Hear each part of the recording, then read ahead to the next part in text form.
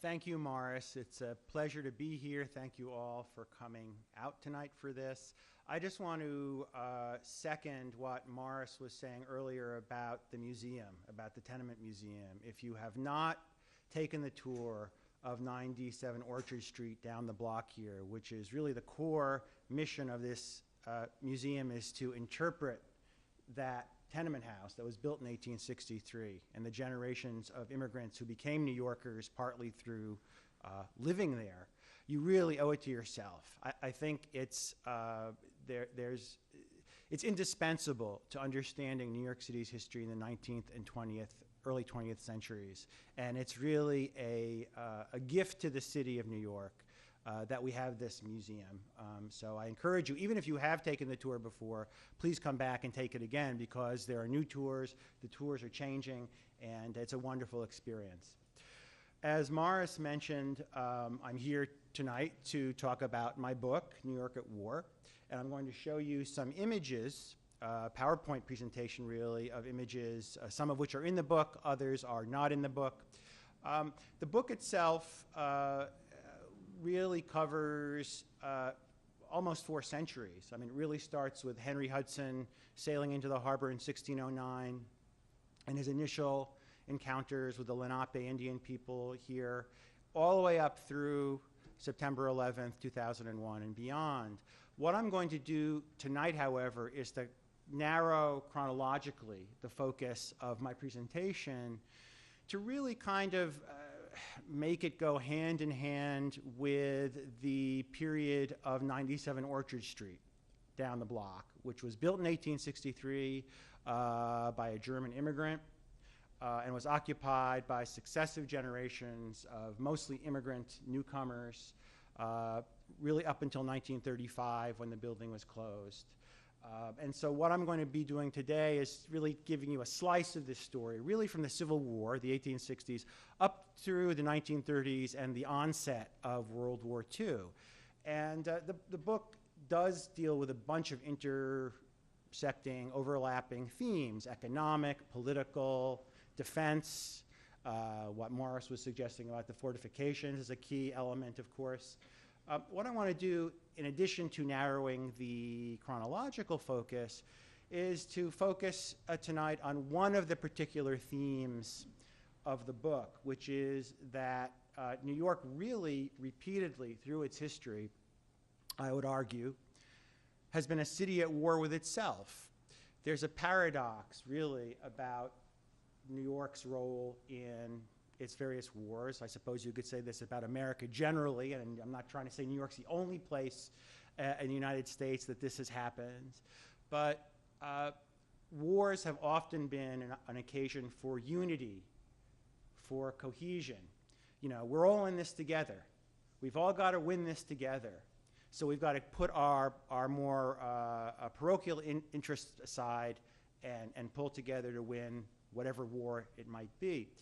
But at the same time, New York, as the great magnet for immigrants from around the world, from its very earliest days in the 1620s onward, has been a place where discrete, separate populations of newcomers have often brought their own political cultures, their own loyalties and allegiances, their ethnic and national and religious cultures, and have ended up jostling each other often, and especially at times of war, this has been the case in New York, sometimes with tragic consequences. So I'm going to start by showing you these images, starting with the Civil War.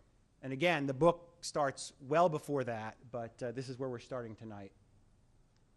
So this is April of 1861, after the Confederacy fired on Fort Sumter and the Civil War began. This is one of the mass rallies in Union Square that ensued in New York in April of 1861. And you see this outpouring of patriotism, of flag waving, of enthusiasm. Within a few weeks, 16,000 men from Manhattan, which was then New York City, and Brooklyn, had enlisted and were going south to guard Washington, D.C.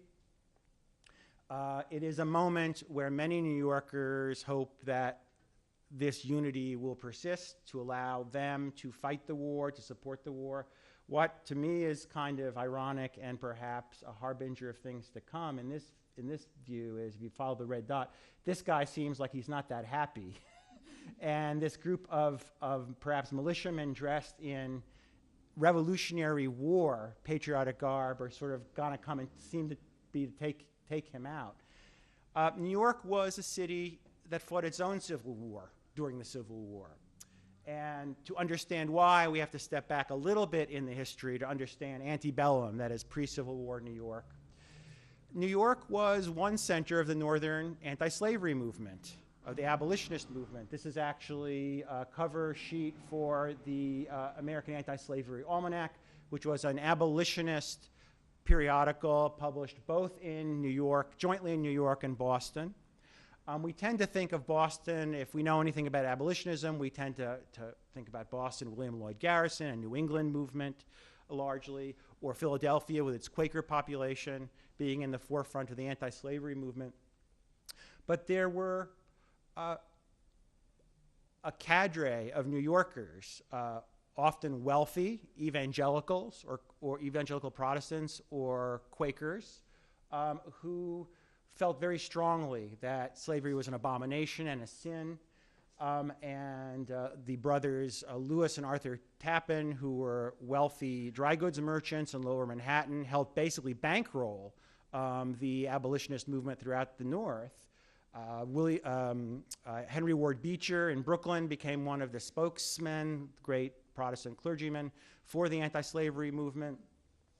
This actually shows the cover illustration, which is kind of probably hard to make out, is basically showing bounty hunters under this is before the 1850 Fugitive Slave Act, but even in the 1830s, bounty hunters in New York working for Southern slave masters would literally kidnap or seize fugitive slaves who had come north to New York and spirit them back to the South. Sometimes they grabbed people who had been freeborn, and basically they carry those people back to a slavery they never even knew. So New York is a center, is a battleground for the anti-slavery movement. It's also home to a very vigorous African-American community that's working with some of those white, wealthier, professional and business abolitionists. This is Albro Lyons, who ran a boarding house for African-American sailors on Van de Water Street. Van de Water Street no longer exists. It was subsumed into the Knickerbocker houses when that public housing project was built in the 20th century, really a bit to the south and east of us towards the East River. But anyhow, he had a boarding house that was a station on the Underground Railroad. And he, as well as other black and white New Yorkers, both groups helped hundreds, if not thousands, of fugitive slaves making their way to the north who came to New York, and these folks helped hide them away from the bounty hunters and then helped them get either further north to New England or ultimately to Canada. That's Frederick Douglass was one of the people who passed through New York on his way out of slavery in the 1830s. But New York, there's another side to New York, which is the side that is really embedded economically and politically in the slave system of the South. New York was absolutely critical financially and economically to slavery before the Civil War. This is a painting showing vessels. I'm going to wait till that stops.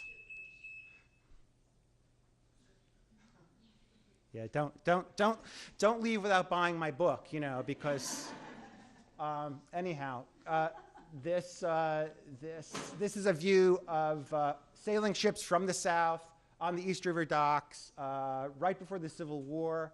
And New York was the place that bankrolled really the harvesting, the planting, harvesting, and shipping of southern cotton to the north and across the Atlantic to Liverpool, from which it was sent into the Manchester textile factories in England. So New York merchants, not